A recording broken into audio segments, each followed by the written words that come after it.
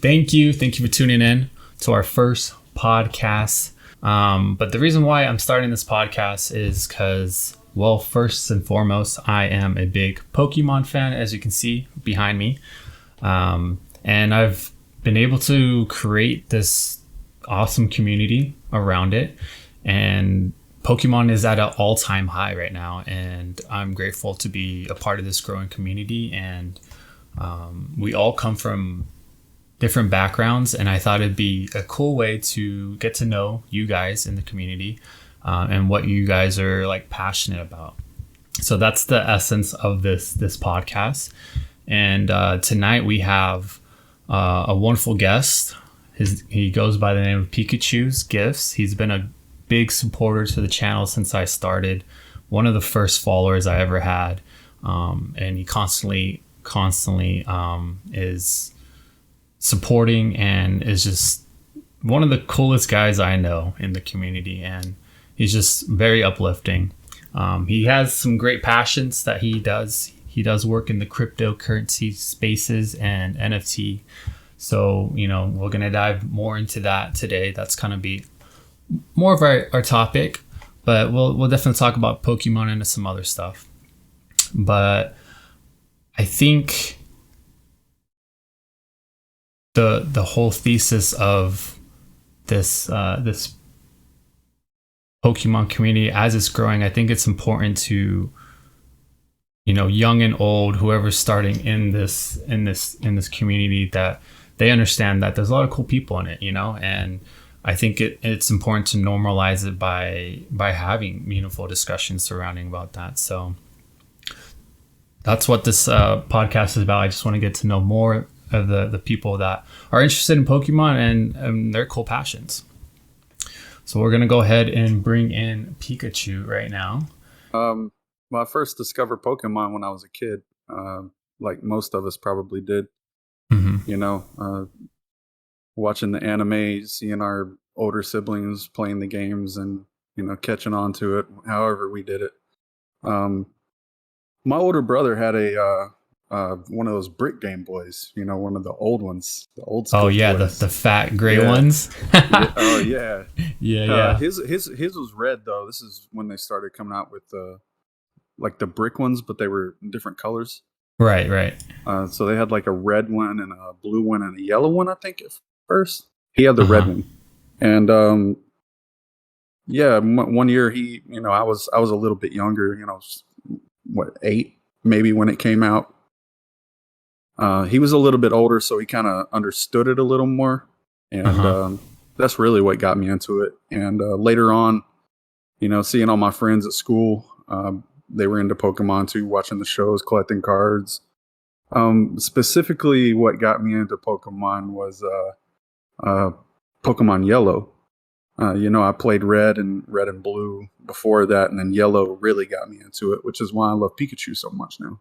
Yeah. Pikachu was my boy. He was my number one guy. The funny thing is, so I had a Game Boy Color, and my first Pokemon game was Yellow version. Like Yellow version had just come out that year. Yeah. So, oh man. Yeah, I was introduced to Pokemon a little bit before the Yellow version, but the Yellow version is the one that I really got to sit down and play, like bang on through. Yeah. I feel like a lot of people say, like, because back then, with video games, we didn't have the internet, right? So if you wanted to update the game, you had to wait for the second version to come out, right? Or so, they had, I think it was blue, was it red and green that first came out, and then blue, then yellow came out. So it was kind of like, version 4.0. Yeah. I think all the bugs. They had red and green in Japan. I don't think blue ever came out over there. Mm-hmm. And then yellow, they had yellow too. Obviously, yellow is still to this day, sits as a special place in my heart. And man, when I really got into Pokemon, like I fell in love with it, was the first time we ever got Generation 2, which was the Silver and Gold games. Yeah. I remember distinctly seeing a Merrill and an Ellikid in a magazine, a Beckett magazine. You know, the Beckett grading service. They used to have a magazine that had Pokemon in it and everything, like a card magazine. Yeah. So I used to get all those Beckett magazines whenever me and my grandpa would go to like Walmart or Target or something. I'd see a new one and be like, "Hey, can I get that, dude? It's only like $4." Yeah. You know, and he'd always buy one for me or buy me a pack or something because he knew how much I loved it and everything. Yeah, they used to have booster packs in them too sometimes. Yeah, sometimes the special ones did. I remember I got one year that had a Neo pack in it, and that was really cool. And that was new around that time too. Yeah, it was the first Neo set. I think it was Neo Genesis. Yeah, it was the first Neo set, which is equivalent to what, second or third gen? That's second gen. Yeah. Or third gen, maybe. Whichever one has Chikorita, that's second gen. Yeah. So it sounds like yeah, you know, Pokemon played a pretty big role in your childhood. Oh yeah, absolutely. It's, you know, like you played it with your brother and other friends and stuff. So is that like kind of like the reason why you got into like collecting as well? No, I mean, how'd that transition not come? really. You played the games first and then you collected? I mean, I didn't really pay much attention to all the cards that I had. You know, I just collected it. I never actively collected it. I just had it from childhood. You know what I mean? Mm-hmm. Like all the stuff that I collected and everything that got ruined and destroyed later on. You know, all the stuff I had from childhood. Which was you know, a heartbreak, but I mean, it's nothing that like, it's not like losing a family member or something like that. Yeah, I mean, we were kids back then, right? We didn't look at the long-term value of no, Pokemon. It was just like, oh, these are cool cards. We collected it, or for me at least, it was just like I was just obsessed with it, and I would stare at them all day and all night. Yeah. I mean, it was you collected them and held them because they were cool, man. It's like, oh, I want to show my Charizard to my friends or my Mewtwo to my friends. You know, like back then, those two cards were like top notch. Like those were the best cards you could get. Yeah, like the Mewtwo or the Ancient Mew. Everybody went crazy over the Ancient Mew when it came out. I remember everybody going crazy over holographic Mewtwo, which nobody really cares for anymore. They still love the Zard only because it's $400,000. Yeah, I mean even back then pulling a Zard was like crazy. Yeah, but I feel like Zard's a bit overrated in my opinion. Did Rupak get bingo? It looks like it. Yeah, I was just gonna pause it for a second. It looks like there are a couple people got bingo. We're gonna switch over. Oh, it looks like Clap had it too. Switch over to you. Nice. Because I was always working.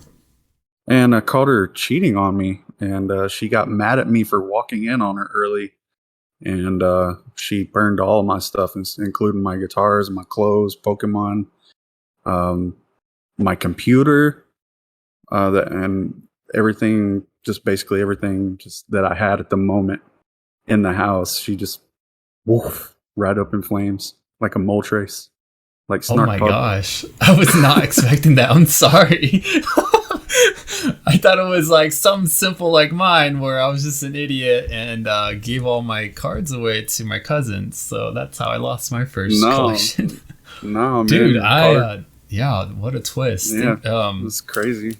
Crazy bitch. I'm sorry. And thank you for sharing that. You didn't have to open up like that, but damn. Thus is life, right? I mean, hey, it happened, man. Holy crap. Well, you know, yeah, I guess it's easy assumption why you kicked her to the curb. It wasn't the cheating, it was the burning of your cards. It was all of it. Just kidding. I'm just that was a bad joke. Oh, yeah. We'll edit that one out. No, you're good. Wow. Yeah. So go ahead.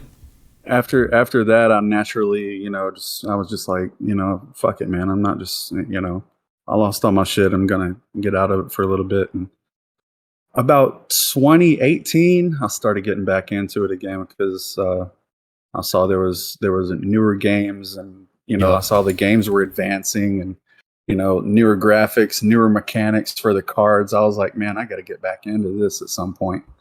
And then the pandemic hit, and that's really when I started going back and going hard again. Like Yeah. 2020. And all of this year basically is when I started collecting more, because I just love the cards. I anything Sun and Moon, and anything Sword and Shield. It's mind blowing. I love it Yeah. so much. Sun and Moon is definitely the set that brought me back because I got back Yeah, into it yeah, in yeah. 2019, and Yeah, I I was saw just like my amazed with Hidden Fates. yeah. I was my friends were showing me some of the cards that they had got in Sun and Moon. Some of the Charizards and some of the tag teams and some of that stuff, and I was like, those are cool as shit, dude. So I started looking up cards, and at that point, the Pokemon was really coming back in full force, and it just snowballed from there. Hey, Yeah. look, it's Big Daddy Foo. What's up, Foo? Q. That was a hook. Yeah, definitely. Hell yeah. But yeah, man, I just been collecting ever since. Right now, I'm shooting for the entire Sword and Shield Japanese booster box collection, and the entire Japanese alt art collection. Yeah, and And once I've I helped you get some of like you're big on Japanese, right? I yeah, remember. I Yeah. love Japanese. I don't know. There's just something about the Japanese cards. They were the original cards. The first ones to ever come out. You know, um, it's the original language, so I like to keep it original and pay respect to where it came from. Yeah. No, definitely. Um, I like English cards too, but it's just they sometimes don't look as good. They don't have the same hollows. Or the hollow foils. They don't I the agree. Q, the QC is not as good on English. It's way better in Japanese. And Hit rates are a little bit better in the boxes, white but trimming, the white trimming on Japanese is just, I don't know. That's just, to me, that's flawless. are you talking about the silver borders? Yeah, just like on the no, not silver, just there. It's kind of like a white trimming over. Do I have Japanese cards around me? I don't, um, but you know how like we have like Instead the of the yellow yellow? trimming in Yeah. on the common or whatever in the Pokemon cards. I like Mhm. the white finish on the Japanese cards. Yeah, I like that a whole lot. I don't know. It's just more. It feels. I don't know, a little bit cleaner and not as. I don't know. I've never understood the yellow borders on the English cards. Like, what? Why yellow? Yeah, I don't know either. And why are the Japanese cards the only cards with those backs? That should be like Every a other myth every other buster. yeah, every other international release of the cards have the English backs.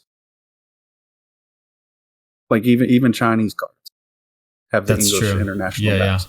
I've noticed that I too. call them I call them international backs. It's the everything but Japanese, I which is wonder. it's I interesting. wonder if there's like Yeah, Fu an says actual it makes reason the for card that, sharper. Yeah. or I mean, I'm sure there's theories behind it. Mm.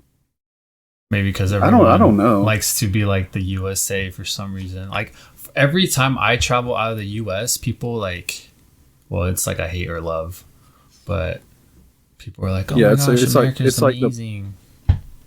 yeah, it's like the places that really love America, they'll have like fast food restaurants and like mall chains and all that shit in their country too. Yeah, It's they like, like to no, we mirror go to your the country, get fashions and stuff away they do. from all that stuff. Like, come, what you Yeah, do? yeah, What are you guys doing? My God, money really does talk, I guess. that is true. And like, But when did yeah, we get to the point where the U.S. dollar was like the trading standard? Had that. I don't know how that came to be. Speaking of money, Nice transition. yeah. So today's Speaking of money, topic, how about crypto? we're kind of talking about cryptocurrencies and stuff like that.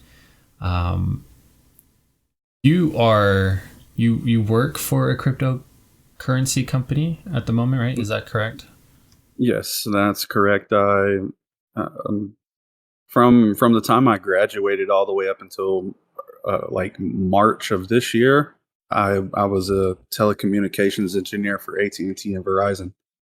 Um, Oh, which in short, I was making visual blueprints for the technicians to do their field work. wow. So yeah, yeah, I was used to the white collar industry. Going to a job and having meetings and doing this in this very meticulous work. Full Hmm. of data that's obscure to the regular person. So I had enough of that.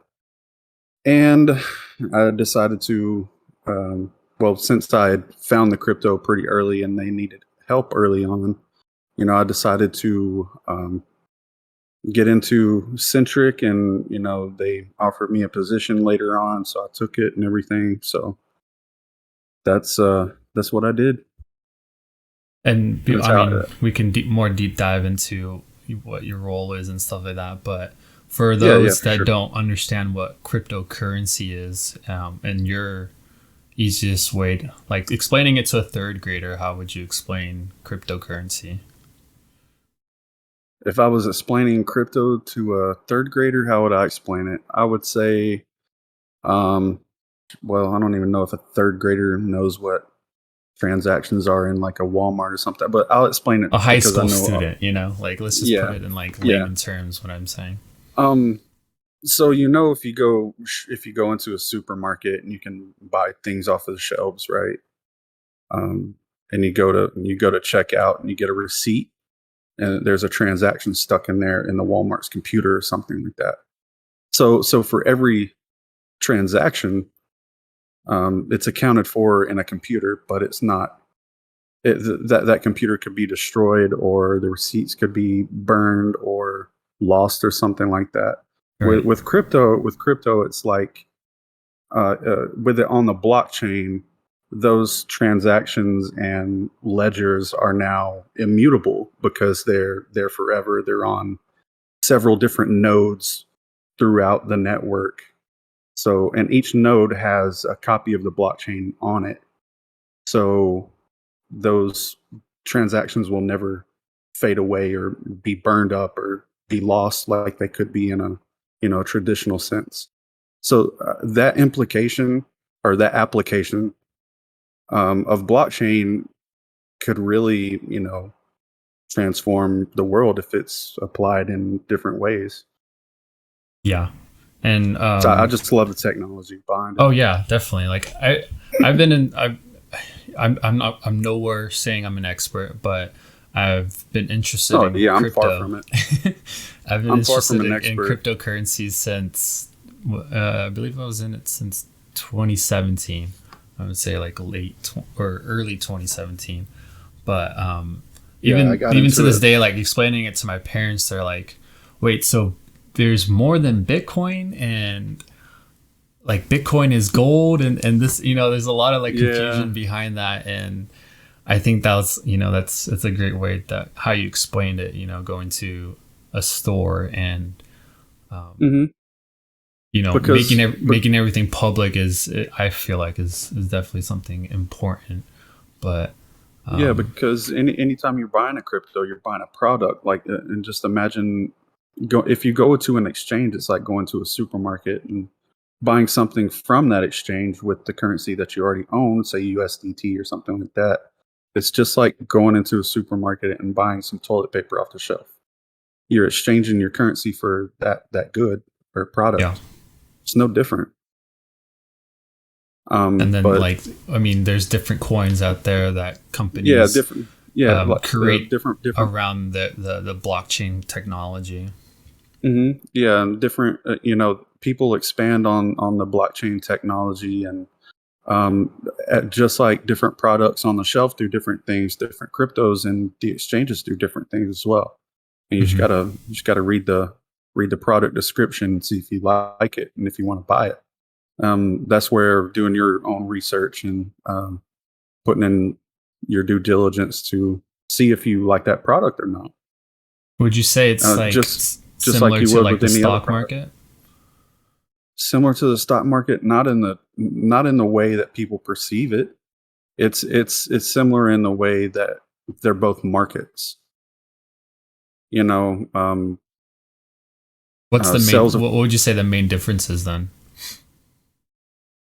the main difference, I guess, crypto gives the power back to the people, and stock markets take it away from people in the traditional sense. Like Because that. I wanted to bring that up. That's why I asked this question. yeah, no, stock markets are now, you have traders that are on, institutional traders on there that are so large that they'll wash trade you out. They'll literally, like, if you go in, if you're seeing a pump in the stock market and you enter, they'll wash you out until you liquidate, until you're gone. Yeah. Right. They'll liquidate your entire bag Yeah. just because they have the money to do that and then bring it back up to where it was. They'll do that. They'll wash trade you out. That's why I don't like. I like what Big don't Daddy like- Fu just said. He's like, I can't spend my Apple shares anytime I want. Exactly. That's another good point. Because just yesterday, I'm in the sell 'em, process but of you can't do anything with I'm 'em. selling off some stock that I have, so I can use that money to invest into some more cryptocurrencies. But it's a long process. I feel like if I own shares in Apple, I should be able to get special perks, like, fucking 50% off of an iPhone or something. Because, yeah, right. they're already fucking $2,000. And that's what I got it. There's like so many cool things about like cryptocurrencies, like the utility behind holding a coin, and I like, I'm probably gonna do this every podcast, but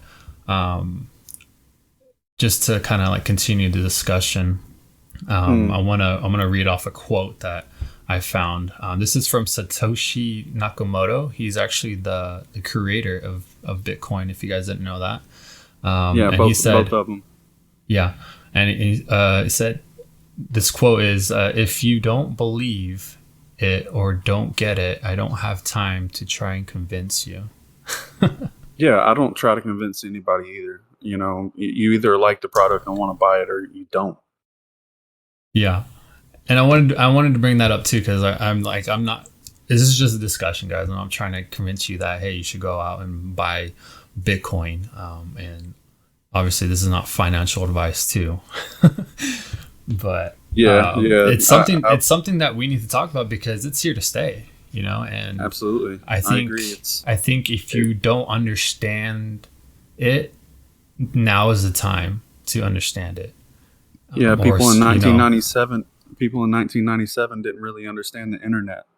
Just in the same way, right now they don't really understand crypto. It's a good position good time and good position to be entering into the crypto market.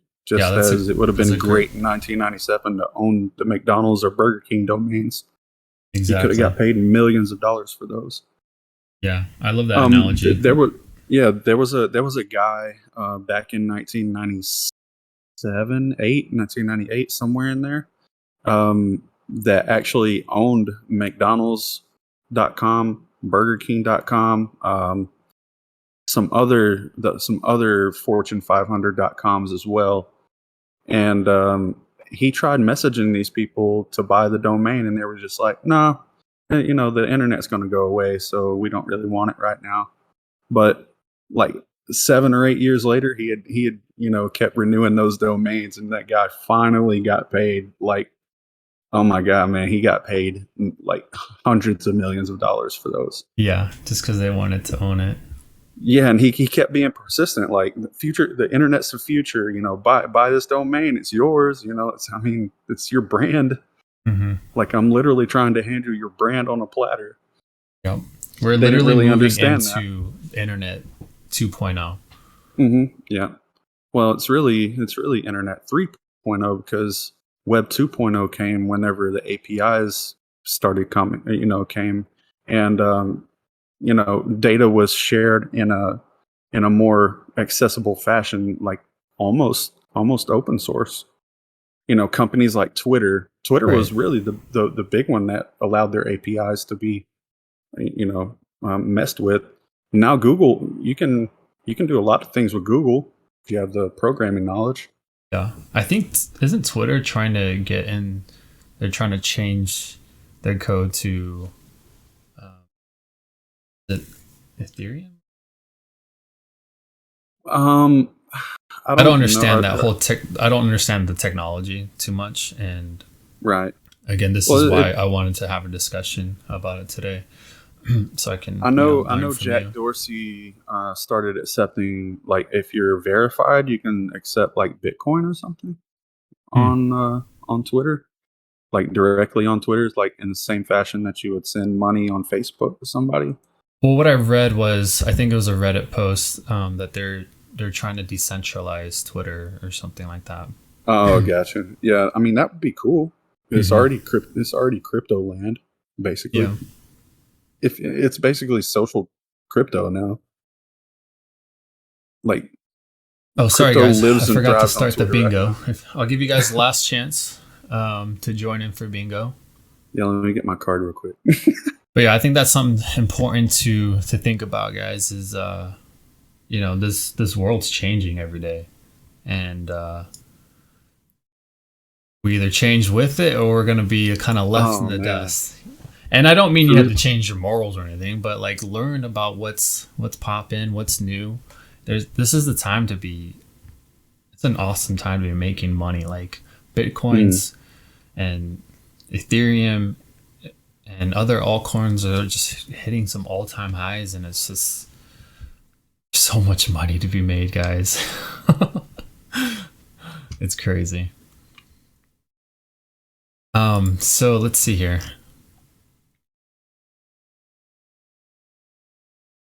So tell me how you linked up with. Now you work with Centric, is that right? Yep, Centric.com. And why don't you kind of just explain? Um, yes, we don't have to get into like the tokenomics or anything too much, but why don't you just kind of explain what you do for them and a little bit about Centric? Um, a little bit about Centric. Centric wants to be the token that everyone can spend without having to worry about volatility, affecting the price and everything. The number one thing that merchants look for right now is the token super volatile? If so, I don't want to accept it because I don't want to sell a product today for 10 grand and it be 4 grand tomorrow. Right. So Centric's tokenomics work in a way that will eventually get one of the it's a dual token network. It'll eventually get one of the tokens to $1 and it'll become stable. Okay, so Um, it will eh, be. mm. It'll kind of like coincide with the dollar. Kind of maybe explain that a little bit more. Well, it's what they call a synthetic stable coin. It'll rise up to $1 and stabilize at $1 instead Okay. of arbitrarily saying, "Hey, my token is worth $1," like the USDT. Like, there's nothing backing that up besides it being pegged to every single dollar that is in existence right now. That's Yeah, the only that was my thing. next question. Like, what? I guess Mm, what's the importance of having that over a US dollar? Like what benefits you of having Centric over dollar? Well, we know that the U.S. dollar is inflationary. We have to account for inflation every single year. By the Federal Reserve is constantly printing more money every single day, and it you know it's for inflation. But Centric is a deflationary currency, meaning if you hold the flagship token CNR, it's constantly going to be burning, making it more rare. And economics tells us that the more rare something is, the more value it has, especially if the demand stays the same. Simple supply and demand. Yeah. So our token burns every single hour. It's built as a double paradox. I'm not going to get too much into the tokenomics because I don't want to confuse everybody, and I don't have 3 hours to sit here and Yeah. explain it. Yeah. You know, so I don't expect you either. That's why I was like, just no. simplify it a little bit. It's just for the everyday holder. If you like Centric, I mean, it's up to you if you want to invest in it or not. But I think it's going to be helpful for the future of shopping, the future of accepting a payment method, because really, they say Bitcoin is a cryptocurrency, but where do you spend it? And if you can't spend it, is it really a currency? I Yeah. don't think so. I think if you can't spend it, it's only a store of value, which I think that's what Bitcoin is. Yeah. I mean, my analogy with Bitcoin is it's gold, right? You're not gonna go out and spend a block of gold at the supermarket. It holds value Yeah, for your it yeah, assets. it does, and it holds that value because it's already established as the top crypto, because it's one of it's not the first, believe it or not. It's actually not the first crypto. We can go back and look at some older coins that aren't, they're still out there, but they didn't go anywhere like Bitcoin did. Right. Bitcoin just took off.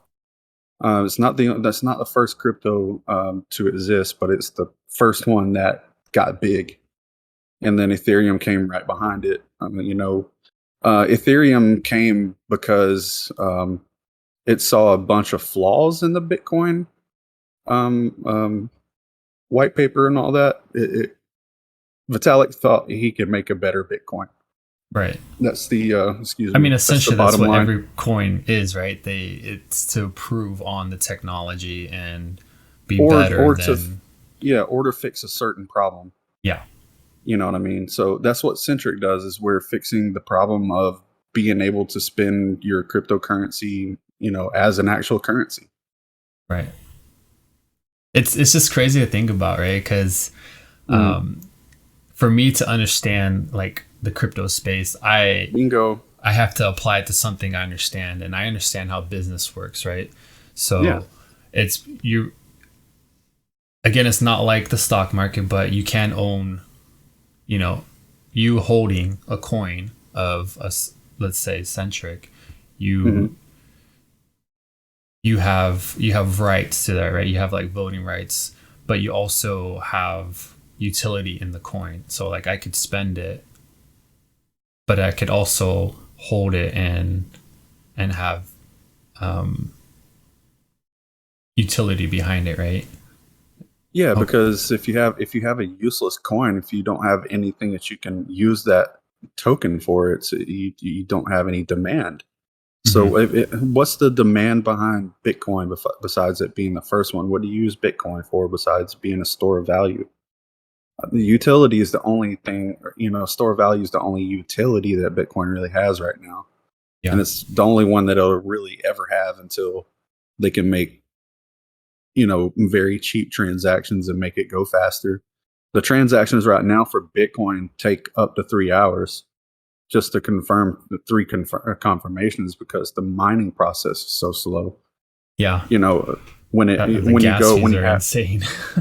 yeah, so like when you send a transaction, it has to go through a middleman called a miner. Um, a mining It's a mining rig that computes an algorithm and confirms that that's an accurate like a real transaction with real Bitcoin and not some fake spoofed transaction trying to get through, you know. So that's what confirms the transactions on the blockchain, so it can Right. send it on through to the next wallet. Um, and there's different ways to do it. There's much faster, there's cheaper ways to do it, and I think Binance Smart Chain has figured it out. Ethereum kind of figured it out with their smart chain. The smart contracts are very innovative in the crypto space, but I think Binance Smart Chain really took it to the next level by making it that much faster and that much cheaper. But it still does close to the same thing as the Ethereum can. You know, you can still mint NFTs, you can still have all these dApps on all these smart contracts, all this DeFi stuff built on top of it. It's amazing. Yeah. It looks like you won the bingo. Yeah. Sorry, I'll pause it. We'll come back to it. No worries. No worries. Frozen, I'm sorry, man. You're just a little too slow there. Looks like Big Daddy said he tried to buy Bitcoin 10 years ago, but it was so hard to figure out how to get, and we just gave up on getting it. Hell yeah. I mean, and honestly, that's what it really is. You know, a lot of people, if they don't understand something and it's not simple, then it's like, why am I going to go through this hassle? But, you know, I'm here to tell you it's important to go through the hassle, because early adoption is how you make the real money, in my opinion. Yeah, and to be honest with you, only 3.5% of the world's population uses crypto right now. So we still got 97% to go, or 96.5% to go, whatever. Yeah, and again, that's why I wanted to talk about this, because it's this is the opportunity of a lifetime, guys. You don't even have to go in with a ton of money. Think about being early when Facebook first IPO'd or first went public, you know, and you're able to buy Facebook at like $20 a share. You know, like you have multiple, and like there's thousands of different coins out there that you don't have to just invest into Bitcoin, you know. And yeah, just imagine the people. Like, I want you to talk a little bit more about Centric and what they do, because I'm really interested in your project, and I think it has what a lot of coins are missing.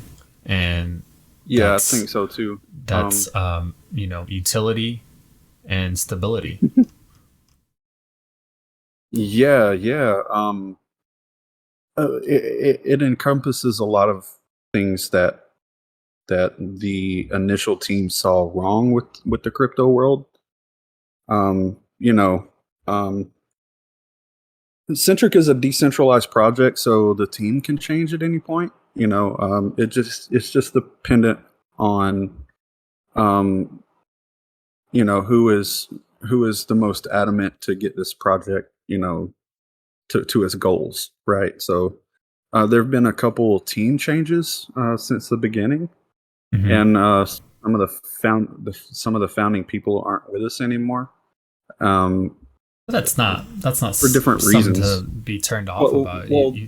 You look at these big companies and they switch CEOs all the time. There's justifications for them leaving. Like the first CEO got into a big car accident, and he's basically paralyzed now, and he doesn't have many motor functions. So, and he's mentally not recovered much. So we had to find a replacement CEO, which was his girlfriend at the time, just as an interim CEO, so we can find an actual good replacement. We have a solid replacement now. His name's Joel Clellan. He was a board member for Project Boon, which is a charity organization, a nonprofit charity organization. He was an educator for 15 years. Wow. And he's great for us. And we have a COO, Chief Operating Officer named Tommy Butcher. He's excellent too. He's been in executive roles for a really long time. Then you got myself. I do all the socials. I make all the images, and I handle marketing advisory as well. Wow, you wear a So lot of hats, man. yeah, for sure.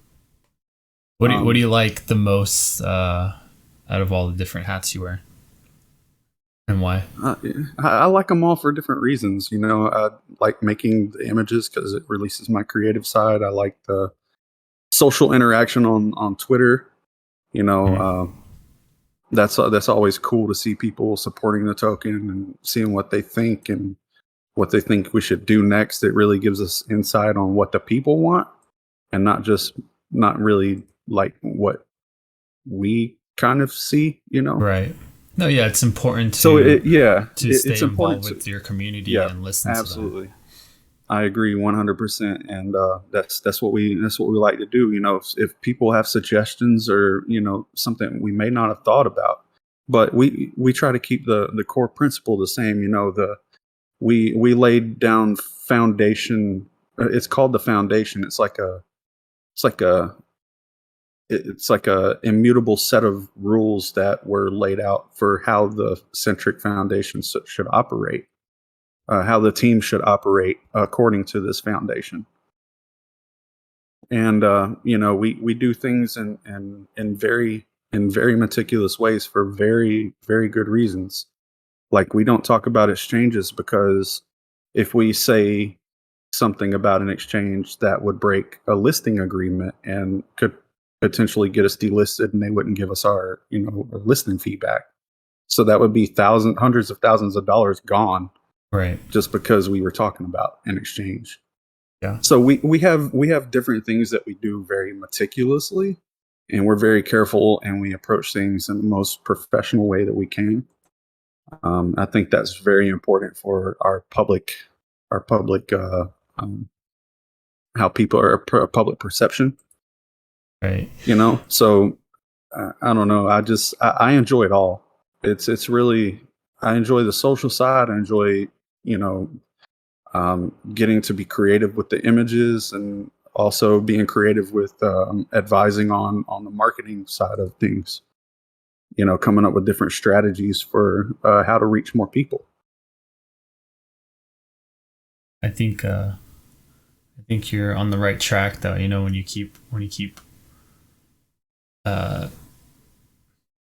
I don't even want to call them customers. Like you want to keep the people that are involved and share the same vision as your project Yeah, first. If you invest keep people yeah, people invest exactly. in our product. Yeah, Yeah, exactly. If you're they not invested only into invest them, yeah, not they not only invest money, but their time and energy in promoting it as well. If if people see a newer company, you're going to get out and sort of show that project to people, just to help your project more, because you believe in it and you believe it'll benefit people. I believe Centric will benefit almost everybody in the world, as at the point that Centric is accepted in almost every place that you can conceptually accept a a token. We want to have our terminals right beside places where you swipe your debit card. yeah. So instead of using your debit card, you can just use Centric. You know, and that's the vision. That's the goal. We're talking to tier one exchanges. We got a ton of partnerships coming up. We've already made a ton of partnerships, and this is really where it all starts to gel together, and really really lift off, because once you establish partnerships, you're going to have them pushing Centric. And when we have 100 100 200 partnerships, and we say, hey, we got this news, and they all release it all at the same time, they got 10, 20, 100,000 followers each on Twitter, and they're all posting the same shit about Twitter, or about Centric on Twitter. It blows it up. It really does. And we've seen several huge pushes. Since March, we've grown the Twitter from 1,300 to over 24,000, and that's massive growth. Yeah, no, that's huge. We've taken the wallets from right above above 15,000 to over 50,000. So since March, we've had a 35,000 wallet growth, which means that's likely just one person investing. So we've had 35,000 investors join Centric since You have 35,000 March. total, or that's how many have No, joined? that's So we have 50,000 total, and this is how many's joined since March. So we launched in July. sounds Of like there's a lot 2020. of opportunity there. Yeah, there is, and we're looking to have 300 400,000 wallets by the end of the year, or by the end of next year, 2022. We're looking to And can you explain? 10x So I know our we're talking numbers. a lot of words that I understand, but Right? Yeah, people are like, we can okay, go back. what's a wallet? Like, it obviously Oh, it's not a physical wallet, but it's a right. digital wallet, right? Yeah, And it's a yeah. Go ahead. you You know can what a wallet store is. your currency in this said wallet. You can get wallets anywhere. There's a lot of different, you can actually have a wallet on an exchange. You can have a actual physical wallet. Pika was talking about, he has a ledger that's pretty much like a USB, Mm-hmm. and it stores the data or the information of all his cryptocurrencies on that. And Yeah, I I can believe take it that's offline probably, too. So I'm yeah, not. that's probably the It's called a safest way to cold wallet. store it. Yeah. Oh, sorry, what'd Yeah, you say? that's if you hold your wallet on hold your crypto on a physical wallet like a ledger, Mm-hmm. you can actually take it offline. So you have you have no way at all to send it until you connect it back to the PC. So it's added security because it's disconnected from online. Right, exactly. No one has access to it. Yeah, and nobody can get onto your computer like in the middle of the night while you're sleeping and send all your Bitcoin to another Steal all address. your passwords. Yeah, exactly. All right, guys. Last chance to get into the next slot. We're just gonna do a quick. I really just want a coin.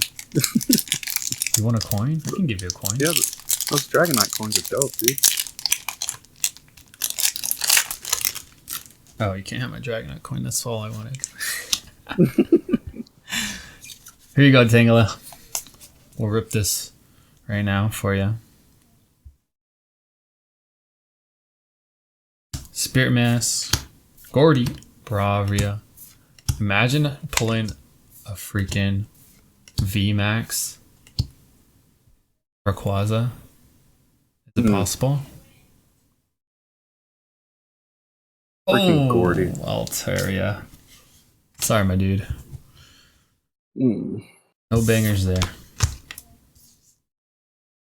Stream's kind of delayed, so Oh, for you, yeah, that's right. You can hear my yeah, voice, no, it's all but good. you don't see it till later. Yeah, it's like, ooh, Altaria, and then you lift Gordy up. It's only a couple seconds, so it's not that bad. Oh, okay. Who doesn't like a Gordy? Well, seeing It you was try fun, to write nevertheless. Tang's name on the cards. My card has been Alright, filled how every many time I L's look and at it, E's but do I I'm need? listening to you guys. But now I'm muting you so I can win Pico. Yeah, sorry Oh, there. cool. You gotta jump on that, man.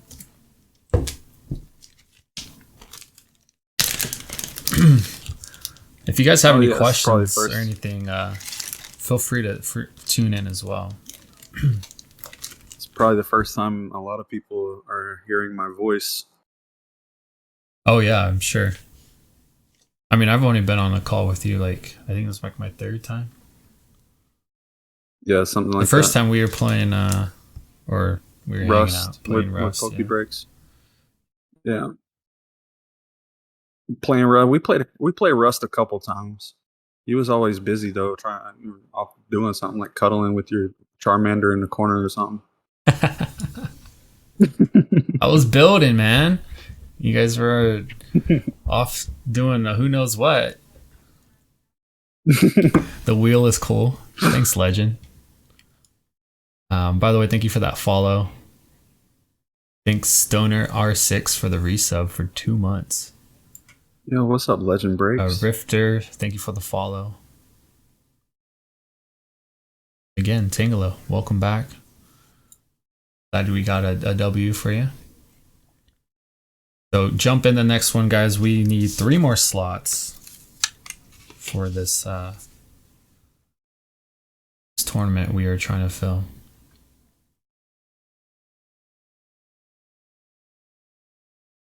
So, in your areas of expertise, what's like I guess what's kind of like a common myth that you hear all the time in your field and stuff? I hear a lot of stuff about bear markets a lot, like you know how Centric is only a couple of years old or whatever, and our prices went down a lot as a lot of projects do in the beginning. I hear a lot of people say like, yeah, like our price is gonna be like even more in the floor whenever a bear market comes through, and that's not always true, dude. Like Mm-hmm. I've seen tokens go 400% during a bear market. I've seen stuff do crazy stuff. Like it's crazy. The crypto, I would say one thing is don't go into crypto with any sort of expectation. Like just like those people that talk about the bear market, they have a pump and dump mentality because they've been in crypto, or they probably got into crypto around 2016 or 17, Right. which is when that pump and dump mentality really first started. Because at that point, Bitcoin really hadn't had a huge dip until 2017, when it dumped massively down to 3,500 from 19K. You know, but yeah, I mean that's one thing. but that's in any market, guys. You know, there's gonna be Yeah, ups for and sure. downs. I mean, how many recessions have we been in the U.S.? Like this is our. Oh yeah.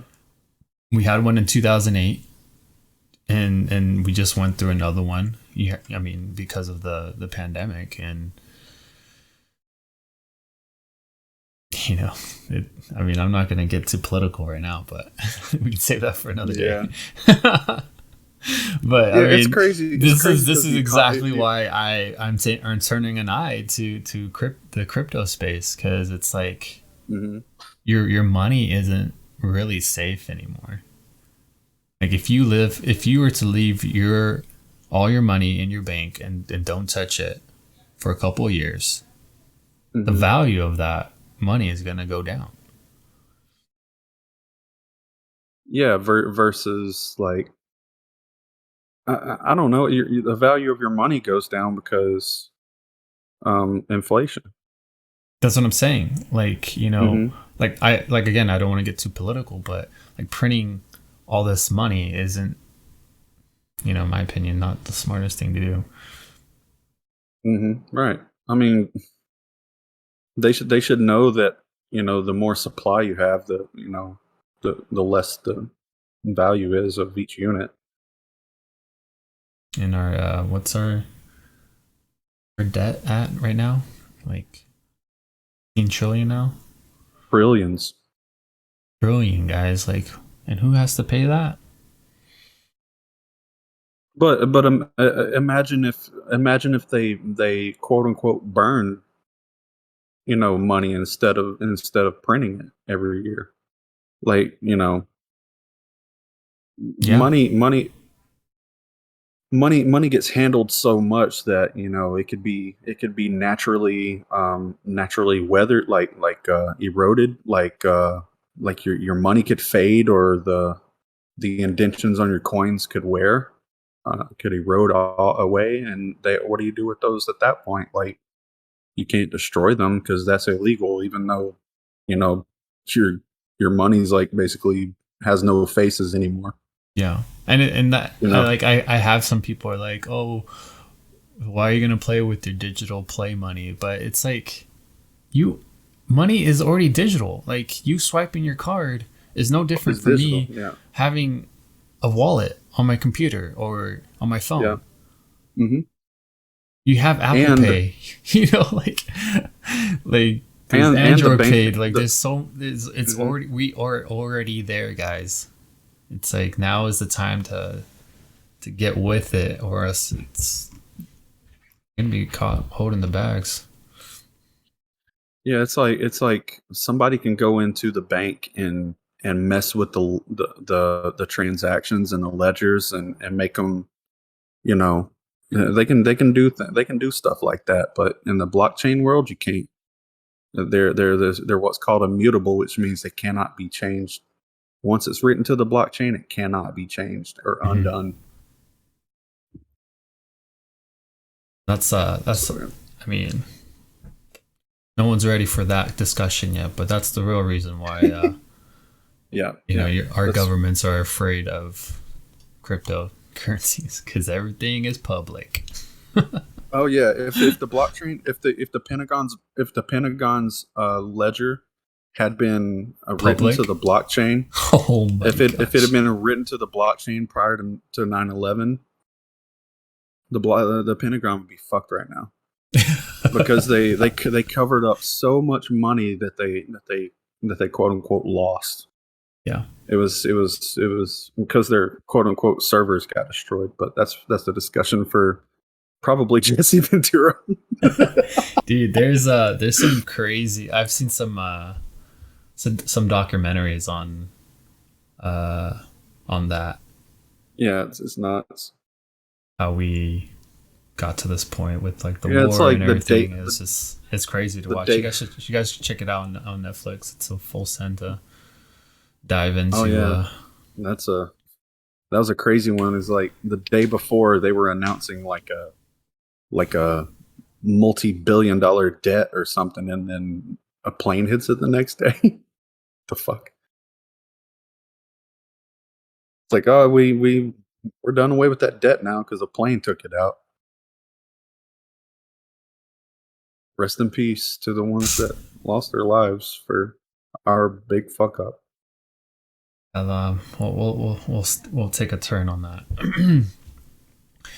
um, Sorry I if I got have too deep there. no, it's not even that. It's just I'm not a big fan of politics, and it's just so corrupt, man. In my opinion. I agree. That's why crypto is giving power back to people and letting them decide. Sounded. All right, guys. We're gonna get this next game started. To answer your question, Legend, we've been. This is our fourth game. We're doing a tournament, so once we get 6 people, we will then do a knockout game to see who is the victor. So I hope you guys have your cards.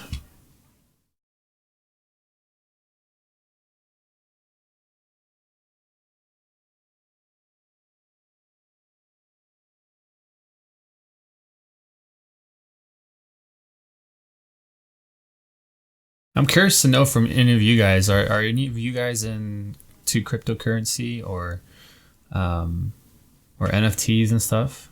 And if you are, what are some of the projects you guys are interested in? That's a question to you too, is Pika. Like, what other projects are you are you interested? We know your Um, staple is Centric, your bread and butter. yeah, that's my biggest bag currently. I still hold Cardano. I bought that during the initial offering. Oh wow, Big Daddy loves Safe Moon. Safe Moon. Oh my gosh. I know if you held Shiba right before the pump, you made some good gains. Yep. I don't hold Shiba though. I played around with it a little bit, done some trades, made a little bit of money off of it, but I don't hold it for the long term. I really like this other token called Veracity, which they're doing esports, kind of like like gaming leagues. Yeah, I remember And you mentioned that to me. yeah, they have a proof of view algorithm in their protocol, which is really cool. It'll be able to stop millions and millions of dollars in ad fraud, which I really like that too.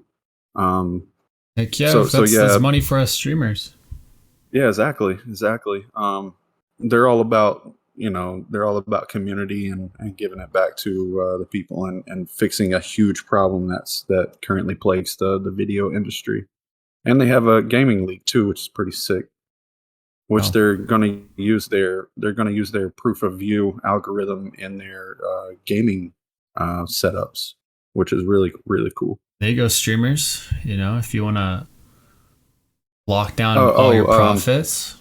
and I believe if you watch gaming league tournaments, you can earn VRA while you do that, because you're earning as you watch, since Right, it's a proof of view. you're like It's mining the coin as you watch, right? yep, which is sick. I love that.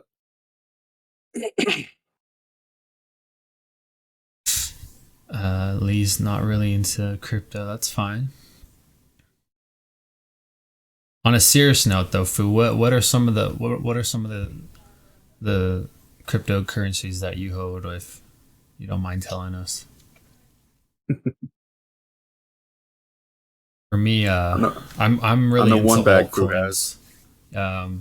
If centric, I guess it would be considered an alternative coin. Yep. Pretty much, alternative coins are just that aren't Bitcoin.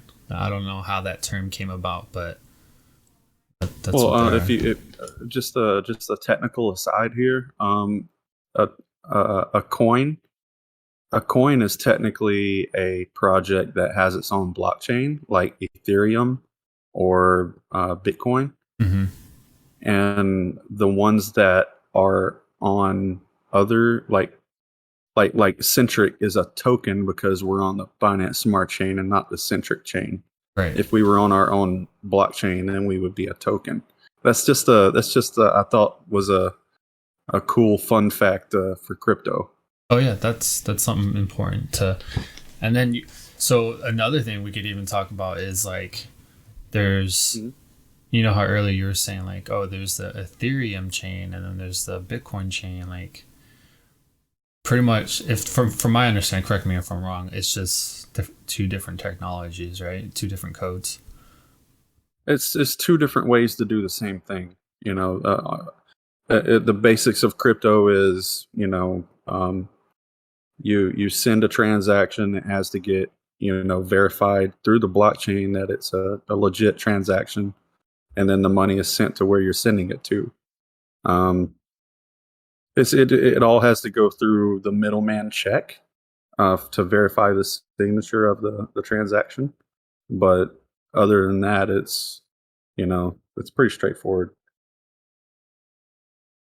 Um, but yeah, like Binance Smart Chain is basically a copy of Ethereum's chain. They just they just make changes to their code to make it a lot cheaper and faster, and more scalable. That's the thing with POW chains. Like, it's hard to scale something like Bitcoin or Ethereum because it's hard to distribute the mining power throughout the network to really account for all that scaling. Right. That's why it takes 3 hours to send a Bitcoin somewhere, because that's the mining power that it requires takes the miners 3 hours to process, alongside you being in a queue of people. You're queued up for 3 hours, and then maybe it takes 20 minutes to crack that algorithm to approve the transaction or to confirm it. It's pretty interesting. And I know a lot of this is probably going over everyone's heads, but I guess to kind of maybe not really simplify things, but like if say for example, what's obviously there's not financial advice, but what's some advice you would give to like yourself now if you could talk to them? Like say example, you're talking to your 2013, 2014 self now. Like, what's some knowledge that you would share with them if they wanted to learn more about cryptocurrency and other stuff? I would really just say, just do a lot of research, and really dig into what matters in a project. If you're just going into any project blindly, then that's never a good way to approach crypto. You always want to go through and make sure that there's not any red flags, and that the project ticks a lot of your check marks that you look for in a project. Like, is the team active? Are they working on any sort of marketing, or bringing any sort of utility into the project? What is it that they're offering, and is it unique? That's another factor I look at, is it unique? Because there's so many coins that pop up day to day, and a lot of them are copies of another coin. Like Right. like after the first Doge explosion, we saw Shiba Inu come out, and then we saw all these iterations of all these dog meme coins, and it's So you're saying it's I just been shouldn't a invest in it because he's a cute dog? Don't answer that. I'm not going to answer that. um, there Uh, it's difficult, man, because I don't really think that I really don't think that the meme tokens have any sort of utility, right? But everybody wants to hold them because it's the cool thing to do. It's what yeah. everybody's talking about right now, and oh my God, Doge just pumped like huge amounts. We don't want to miss out on that. So we find the next best thing, and it's Shiba Inu, and we repeat the same thing that we did with Doge, and that's all it is. Like, you don't want to be in something like that, Would you say we're especially going when, into like a meme especially coin season? yeah, no, absolutely, dude, because like, it's all about it. If you look at the real world and crypto, you're gonna see things called trends set foot. Back in the early days, 2014, 2015, the trend was to have the best mining rig that you could possibly make. And if you go back to crypto in 2014, 2015, when I got into it, it was nothing but Instagram full of mining rigs, dude. It's like, oh, I got this new um uh computer mining rig Five today, has GPU mining has rig. fucking the 35 1080 TIs in it. It's like, what, Oh my what, dude? gosh. Like, oh my God, man. It's like, it's these crazy people, building these top of the line. Yeah, Antminer Antminer 7000. 7000. Antminer. Yeah, all these Antminers, these computers that were built just for hashing Bitcoin's algorithms, and that's what an Antminer was back in the day. I think I invested in a Antminer 6. Me and my buddies went in on one. It didn't really do much for us. It generated a little bit, but it didn't really have the power that we really anticipated for it to have. It was going to cost more in electricity than we made on Bitcoin, but it was So, whatever. something that stood out Nobody to me when nobody you're. expected. Huh? Go ahead. Oh no, I was just said something that was standing out to me when you were talking. You mentioned um, that you would tell yourself to do a lot of research and Hmm. like where does there's so much information out there. Like where does one person start? Like where it's I know it, learning about all this can be kind of over. What's the word I'm looking for? Overwhelming. Yeah. Oh, So absolutely. like It can be. are there It like can be. tricks to the trade to like find out all this information? Um.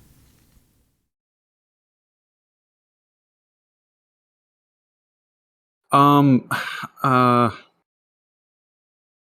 Well, there's the standard procedure for getting into crypto. Like, there's always this thing called there's always this thing called a white paper, Right. which is basically the most basic black and white ink on a piece of paper. Like it's basically a synopsis for the project. So if you find a project, I would always recommend first going and finding the white paper for that project to read through it and to make sure that it's actually legit and not some weird obscure, like, Right. Rug pull. they create a they basically create a token, and that token is basically trying to solve a problem that doesn't even exist, and they just hype the shit out of it and it never goes anywhere. So That's definitely important. there are good solid ones. There's a lot of really crap ones out there though. But um eventually, over time, if you don't invest in certain projects, um you know, those certain projects that are the best will stand out amongst the rest. Which, I mean, I wouldn't even advise going and buying even the top projects right now, because they've already made their run. They're already in the mainstream, basically, in the crypto space. Like, you have crypto mainstream, and then you have mainstream, which is like public eye, like McDonald's type, Yeah. notoriety. It's like, oh, It's like where Bitcoin is now, and Bitcoin is not even used by 4% of the population yet. It's got a long way to go. we just got another winner. Congrats to Lee. You just won a spot there, buddy. Nice. Champion Lee.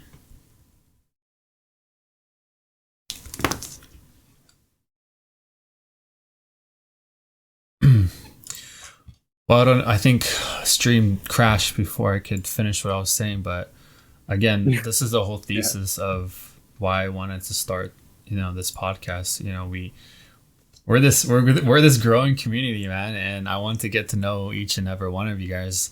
So if you guys are interested, and want to hop on podcasts, and we can talk about your passions, what you do, and it'll be the same format. I'll interview you, and we can have some fun, do some giveaways. Mm-hmm.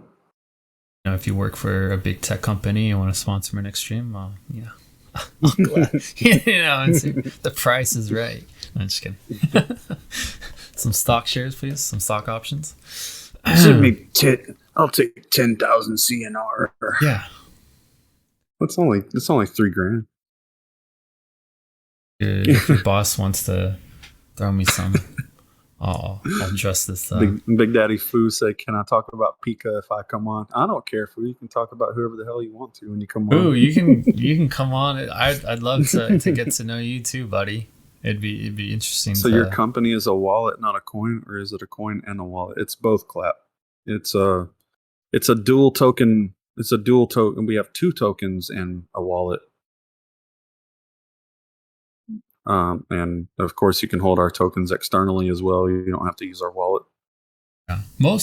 I would say most coins have their own wallet. A wallet. Yeah, but I'd agree. A wallet's just like a wallet. You can go buy a wallet in the store. Mm-hmm. They're all different types, but essentially you can move your coins to any wallet if it's a actual wallet.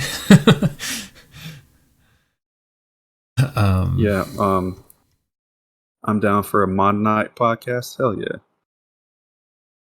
Cool, man. Yeah. That's basically what reach out to me, guys. We can definitely plan something. I'd love to learn from you guys, and if there's anybody maybe that you guys know that's in the Pokemon space, because I want to keep it around the Pokemon community, that you guys would want me to interview next, I can see if I can work my magic and maybe schedule them in. So if you have any suggestions, let me know in Discord. So if you guys aren't following Discord, go ahead and join that as well. Hell yeah. Yeah, I think it's a good idea to, have different people on, learn about different people's lives, and, how they at least how they got into Pokemon and stuff, and what they currently do for work, and you know, maybe some stories. It's I don't know fun. if it's just me. I 100% agree with you. I didn't mean to cut you off, but No, you're good. um, I don't know if it's just something I believe, but I really feel like there's this weird stigma, especially now that we're older, that like, oh, we should stop playing with Pokemon cards or stop collecting. And I think it's weird. And Mm. that's why I want to start this series is to normalize like having hobbies. Like, guys, we are on this earth Yeah, for who it's like, knows dude, how long, but I'm dude, about come having on, bro. experiences, you know? I want to have It's like, some meaningful experiences with you guys, and mm, obviously we can pull fire while we're at it. yeah, I don't understand the people that are like, you guys are old. Why the fuck are you still opening Pokemon cards? Just because we fucking grew up with it, you nerd. Who cares, right? Like, what's it? What's It's it like, to you, yeah, it's man? like, I'm not. I'm not on you on your fetishes. uh, Captain Conk says, funny you say that. I freaked my students out when I started asking them about Pokemon today. They were like, wait, you know it? Oh, that's cool, dude. that's Oh, awesome, man. and on the flip side, dude, my daughter had no idea what the hell Pokemon was. And she loves it now. It's like something that she can do with her dad, you know? It's like something that she can it's like a passion that she can share with me and everything. I think that's pretty cool. I like when parents bond over stuff like that, like me and my dad did with baseball cards, Yeah, stuff like that. my kids are gonna have no choice but to like Pokemon. It's not going anywhere anytime soon. Well, That's for sure. I never forced it on my kid. I never was like, here, watch Pokemon, watch Pokemon. Never forced it on her. She always saw me, flipping through cards and the cards that I have and everything, and she'd be like out of curiosity, hey, Dad, can I look at some of them? And then she'd find some that are like, oh my god, that's cute, and that's how she really, got into Pokemon, just seeing the cards that she really liked and thought they were cute. And then she started watching Pokemon Journeys not too long ago, and she was like, I really like Go. He likes catching Pokemon. That's So I think awesome. that's really cool. Yeah, I think that's really cool. So I mean, There's really just not. her, Sorry, go ahead. just her, just yeah. I was gonna say just her seeing me, collecting Pokemon, and me loving Pokemon as much as I do, I think kind of made her be like, "Oh, that is pretty cool." You know, I think that's something special that Pokemon does for people. Not just families, but people like us. I mean, if it wasn't for Pokemon, none of us would be friends or even be here right Yeah, now. So yep, I can I honest. always like to look at it like that. I can definitely agree with you on that. As we come from a lot of different backgrounds, but we're all centered around the love for Pokemon, and Yeah, I feel speaking like of the it's. love of Pokemon, I'd like Mhm. to after you get done. Sorry, No, I go didn't mean ahead. to cut you off. No, you're good. I was gonna share how my Pikachu's gift name came about. Yeah, I was actually gonna jump into that, and we got Yeah, lost in the sauce. it's all good, man. He's just Yeah, I mean, flowing we're with the kind of gravy, bro. talking about like how there's aren't too many. I mean, we had this discussion before off air, Fucking cup. and we were talking about like Uh, at the end of the day, I we was just just want to be very best, and no one ever was. Yes, exactly, the very best. to catch them is our real test. To train them is the cause. I will travel. Okay, we'll stop. uh, you guys are Your awesome. cheeks are white. Um, but yeah, Oh man, off air, you're telling me about how you got your name, Pikachu's gift. Why don't you tell us how that came about? yeah. Well, I mean, as I was getting back into Pokemon and starting to collect the cards again, I was, the pandemic really got in the way of, you know, um, going out and going to a store to buy cards, and then people all of a sudden started buying cards so much that stores didn't even have cards at some points. And it was Pokemon was just picking up steam like a lot. And I was stuck at home. I was basically stuck playing the video games and the Switch. And there's this one part in Let's Go Pikachu where Pikachu gives you a gift, and I asked myself, if Pikachu is kind enough to give me a gift, why can't I give a gift back to the community? So I became Pikachu's gift, like sort of channeling that Pikachu's same energy um, through myself back to the community. So that Pikachu really just set everything off. Like them putting that present feature inside of Let's Go Pikachu is really what started it.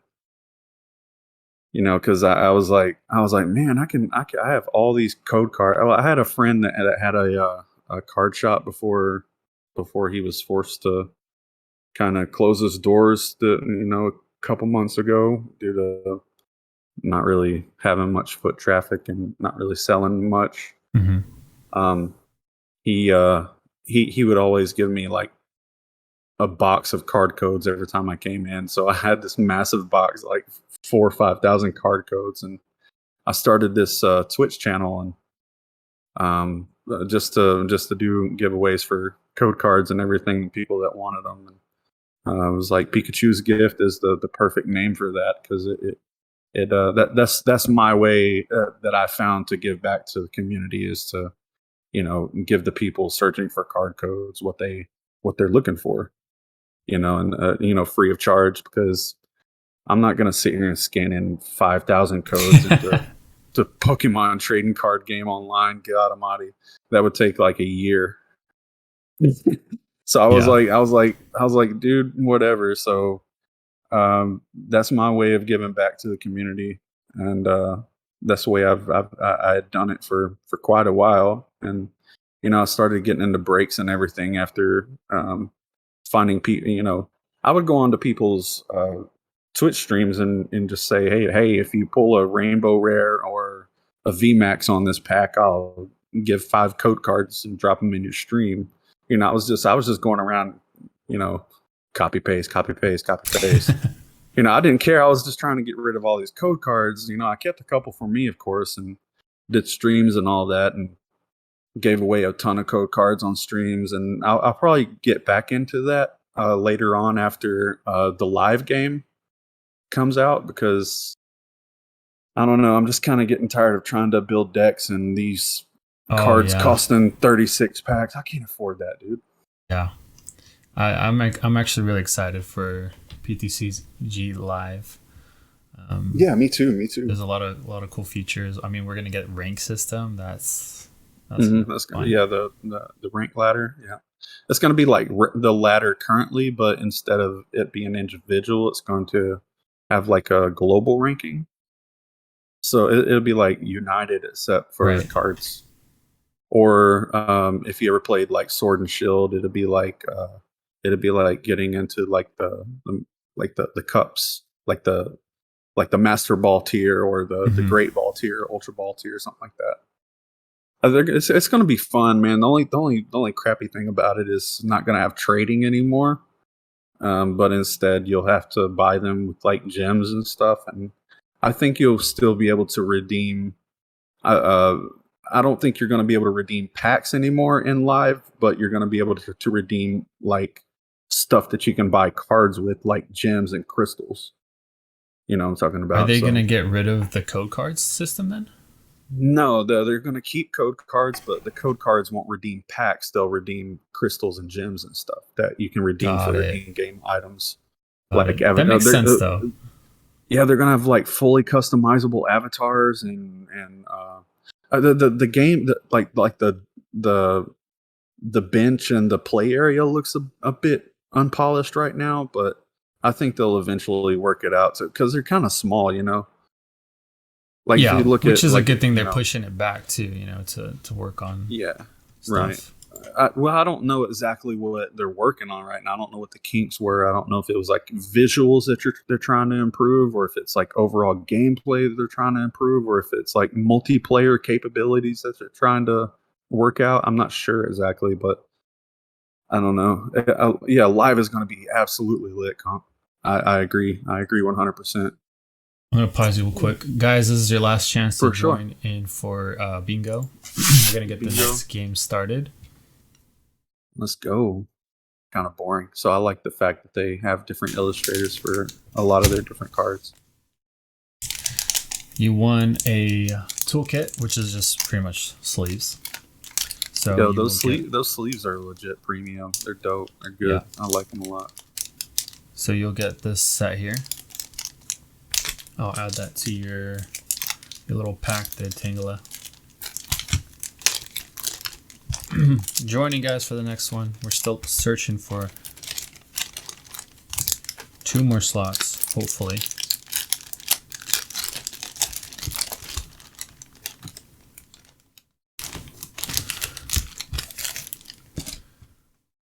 We get a struggle for slots. We're gonna have to do 5. This tournament to go on forever.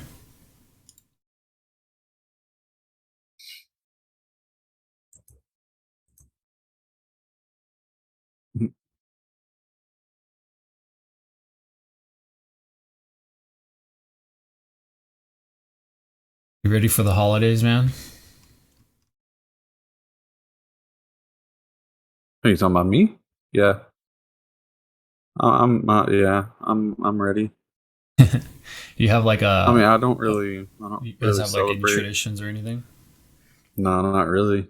No. Just just spend time together. That's all that matters. What's a what's a holiday movie that you watch a lot? Not necessarily like every year, but thing you. Like for me, I love Home Alone. I always have to watch that during Christmas Yeah. and Home Alone's a good one. I don't know. For a Die Christmas Hard. It movie, I don't know. Probably like doesn't have to Fight be a Club or Christmas something. movie. You could just be. I don't know. I randomly was thinking about Home Alone for some reason. I don't know. On Thanksgiving, I always watch Inception. Inception's such a good movie. Cap says my family watches Die Hard every day or every year. every every day. Every single day. Fuck. Jesus Christ. Jeez. Dude, I feel like if you watch Die Hard every day, you would eventually become Bruce Willis. It's a good series. Don't get me wrong. Aren't they Oh, coming yeah, out with for another sure. one, or they're done with that? Maybe Cap might know. Foo says Elf. Oh my gosh, yes, that movie's hilarious. I don't know if anybody's ever seen. I don't know if anybody's ever seen the movie Gummo, but that is that's a really weird, obscure movie. If anybody ever wants to check anything out like that, it's I mean, if you got like an hour and a half to kill, it's interesting. It's a I don't know. It's very avant garde, I guess. Hmm. It's Are you into interesting. like All of foreign? Are you into like a lot of foreign films and stuff? no, I just like stuff that's different. Like I don't like movies that are like rom coms. I don't really like movies that are like I don't know, like almost predictable in a way. I guess like I don't know, kind of like movies like Grown Ups and stuff like that. You know, I like movies that are unique and unpredictable.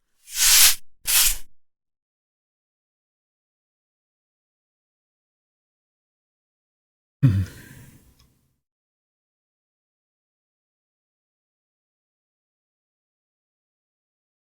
So music, huh? Yeah, man. I've been doing music since I was about 8 years old, so well over 20 years now. You know, when I was younger, I would. When I was younger, I had um, a friend of my mom's that played in local bands, and it did the like Cover local bands stuff, right? shows and stuff. Yeah, yeah, some shit like that. And he was a great musician, and he back in like the early 2000s or so, he was like, here, man, here's a CD with a bunch of rip software on it. It was like Cubase and uh, early software or early DAWs and stuff like that I had no license for, had no idea how to use, but I was intrigued. I was like, whoa, I can make music on a computer? Really?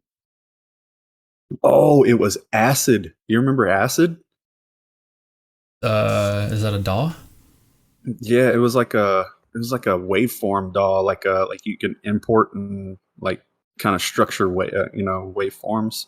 Like I don't know, it was weird. It had like a library. It was like an Adobe thing. Oh, okay. Like you could like import like different sounds and it was a Right, weird right, right. it was a Acid. weird weird It sounds yeah, familiar. it's a weird software. But yeah, that was like one of my first starts in like digital production and everything. And I got a copy of FL Studio when I was like 16. It was like FL Studio Yeah. 5 or something. Yeah, dude. No, it I think was FL everybody Studio started with 5. Fruity Loops because it was free.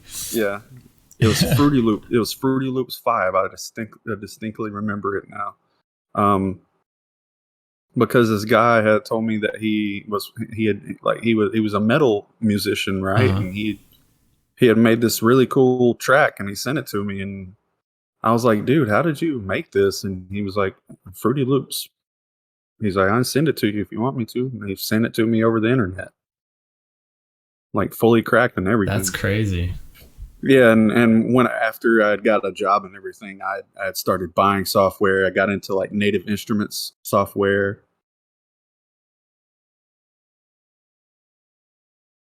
Funny fact, guys. Fun fact. Yeah, Me and Pika actually went to the same college. yeah, we sure did.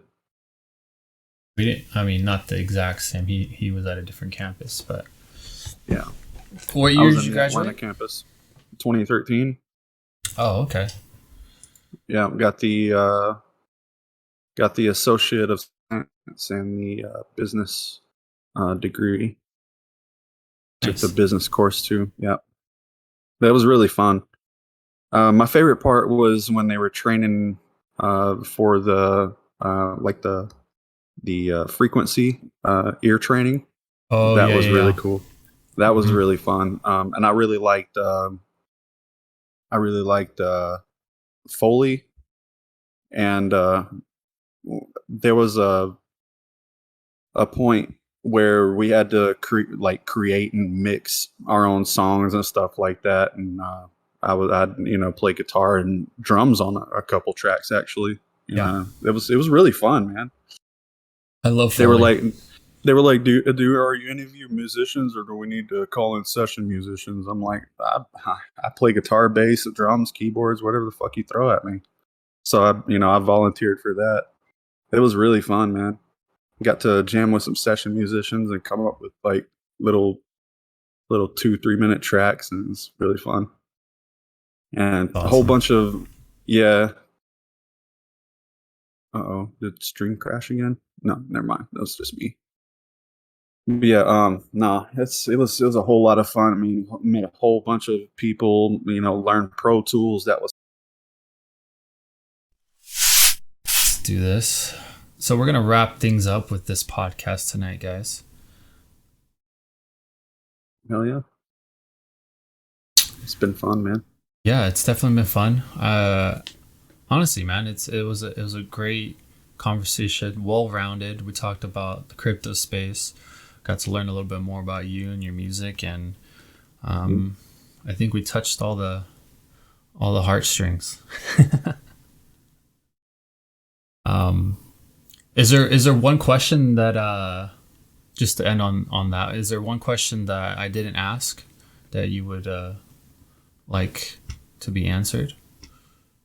I don't know unless anybody else has a question that they'd like to ask. like just any sort of curiosity they might have about me. Yeah, well, we can do that after. Um, we can do that after because I'm sure there might be a few. But is there any Yeah, questions that man. you maybe like had in mind that you wanted to discuss before we close? No, not really, man. I think that was a good well-rounded discussion. Cool, man. So, Where can our listeners find you? Do you want to put your socials or anything, or nah, you're good with that? You don't want to get any I promo out mean, of this? nah, I really don't have much to really promote. I Pika, mean, you're an awesome guy. Seriously. yeah, I appreciate that, man. No, you're seriously. I mean, I probably couldn't have found a better person to do the first episode with. And again, like I said, I mean it from the bottom of my heart. You've been a big a supporter to the channel. Yeah, for So sure. Oh, I do have one thing.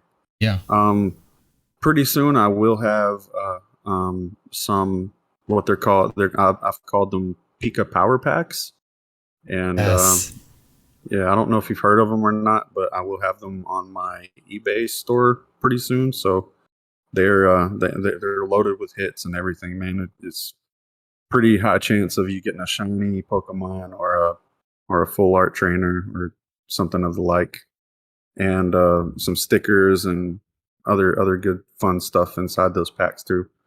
It's just more like a beefed up version of a regular pack. There's at least one guaranteed hit in there, and at least 10 hollow or reverse hollow cards inside. They're gonna be fun. So I'll have those in store pretty soon. And I'll probably post in Discord whenever they go actually live. So I still got to send Foo his 5. So cool. yeah, man. We'll look forward to it, man, and keep us up. I'll Keep send you a couple so you can open them on stream and show people what they're like. So yeah, dude. Keep me updated on that. yeah, for That'd be sure, man. awesome. All right, yeah. Other than that, man, I had fun tonight hanging out with everybody. Glad everybody got some good hits and had fun with bingo and everything, and just having fun discussions. Well, we appreciate you being here, man. Seriously, again, um, guys, Anytime, dude.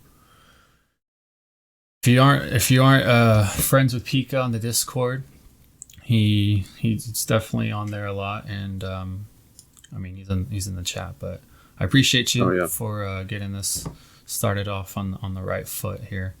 For sure, man. It was fun. I'm looking forward to the other ones. You know, learning more about other people in chat as well. It was really fun. Oh man, I just want to end things where you kind of touched up on it before we left, but um, you know, or you're if you don't feel like you are important, you are. I think Yeah, absolutely. that's something that stood out to me that you said that doesn't matter if you're CEO of a company or broke poor.